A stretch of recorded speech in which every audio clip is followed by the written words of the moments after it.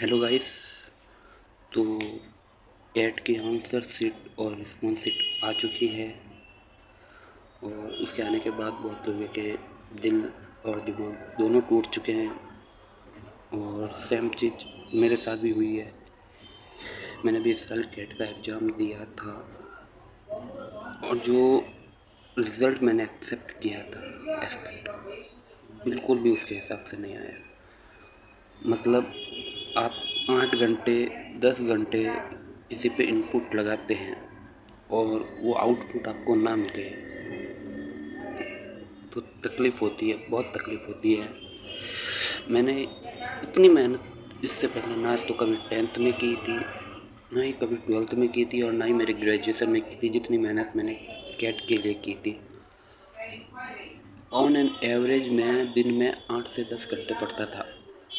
इससे पहले मैं कभी इतना नहीं पढ़ा था और एकदम दिल से पढ़ता था।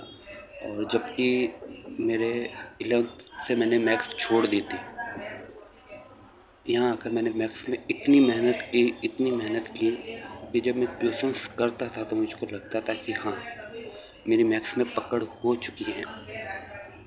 लेकिन जिस हिसाब से फिर रिज़ल्ट आया, बिल्कुल एक्सेप्ट नहीं किया था ये कि ऐसा रिज़ल्ट आएगा।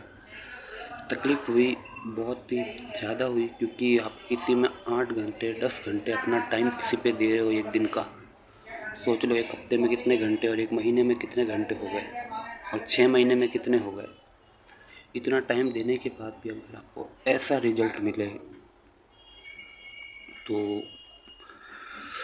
इस चीज़ में मैं अपनी गलती मानता भी हूँ और नहीं भी मानता।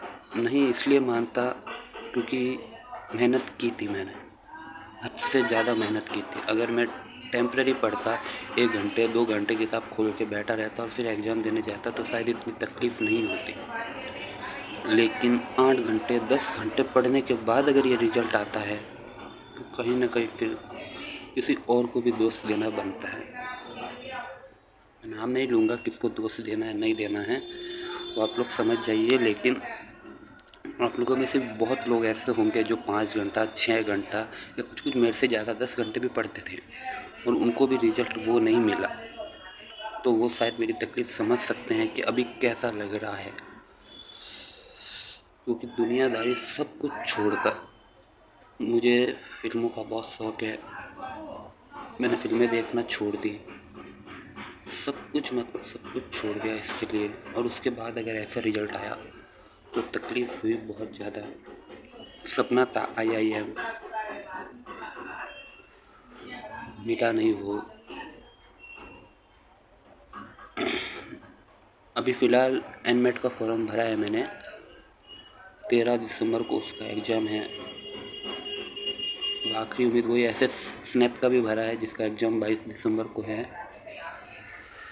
देखते क्या होता है। जो ड्रीम कॉलेज है वो तो मिला नहीं और ना मैं 1 साल का भी गैप ले सकता हूँ। देखते क्या होता है। कोशिश करूँगा एनमेट में। और IIM के चक्कर में मैंने NMIMS का फॉर्म भी नहीं भरा क्योंकि मुझे उम्मीद थी मैं कैट निकाल लूँगा। फॉर्म भर दिया था मैंने सेफ्टी के लिए एनमेट का, लेकिन मेरी उम्मीद पूरी थी कैट मैं निकाल ही लूँगा। लेकिन जिस तरह से पेपर आया और उसके बाद जिस तरह से आंसर की आई, पूरा ही टूट चुका हूँ मैं। पर कोई नहीं, अभी मेरे हाथ में कुछ नहीं है, ना अभी हो सकता है। अभी हाथ में मेरे एनमेट है, मेहनत करूँगा कि उसमें अच्छा मिल जाए।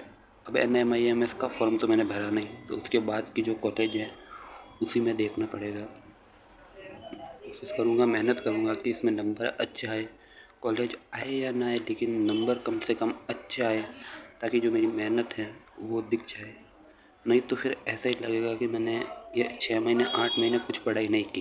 क्योंकि जिस हिसाब से रिज़ल्ट आया है उसका फाइनल वर्डिक्ट यही है कि मैंने कुछ भी मेहनत नहीं की।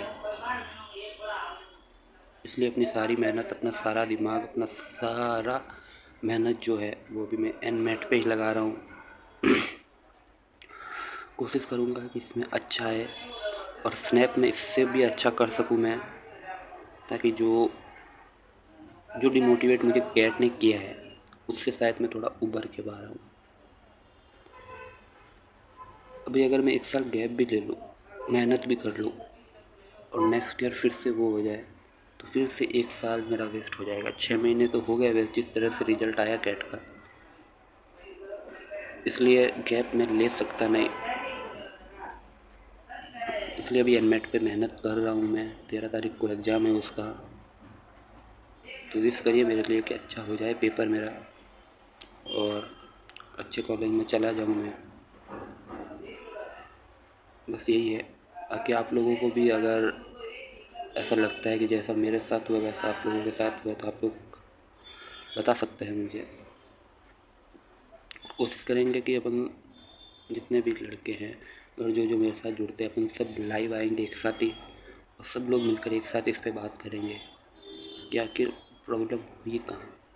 देखो बात ये है कि अगर हम लोग मेहनत नहीं करते ना, 1 घंटा पढ़ के छोड़ देते ना तो उतनी तकलीफ नहीं होती। वो चीज़ आप लोग भी समझोगे। जिन लोगों ने 5 घंटे से ऊपर मेहनत की है ना वो लोग इस सोच को समझेंगे कि हाँ यार ये रिजल्ट तो नहीं होना चाहिए था।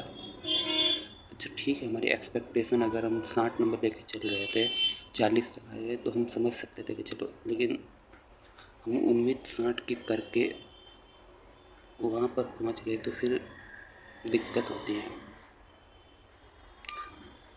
खैर छोड़ो, अभी कुछ है नहीं हमारे हाथ में। आप लोग बोलो, अगर आप लोग हमारे साथ आएंगे तो हम लोग सब मिलकर एक साथ लाइव आएंगे।